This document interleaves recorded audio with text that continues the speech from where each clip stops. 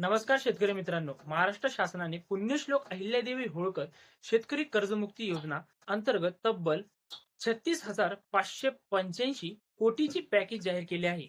या योजनेअंतर्गत शेतकऱ्यांच्या 2 लाखापर्यंतच्या पीक कर्जाची सरसकट कर्जमाफी केली जाणार असून नियमित कर्जफेड करणाऱ्यांना 50,000 रुपयाचे प्रोत्साहनपर अनुदान दिले जाणार आहे. या योजनेचे मुख्य निकष व फायदे काय आहेत? चला ते बघूया. पात्रता: 30 सप्टेंबर 2025 पर्यंत थकबाकीदार असणारी सर्व शेतकरी या योजनेसाठी पात्र आहेत.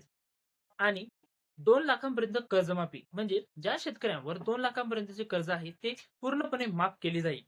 नियमित कर्जदारांना लाभ: जसे की ज्या शेतकऱ्यांनी कर्जाची नियमित परतफेड केली आहे त्यांना 50,000 रुपयाचे प्रोत्साहनपर अनुदान थेट खात्यात त्यांच्या जमा होणार आहेत.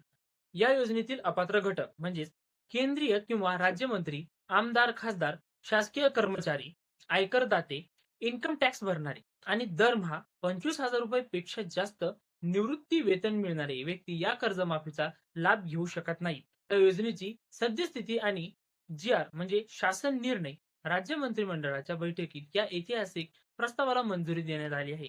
या योजनेचा फायदा राज्यातील सुमारे 56 लाख शेतकऱ्यांना होणार आहे. जिल्हा स्तरावर व गावनिहाय याद्या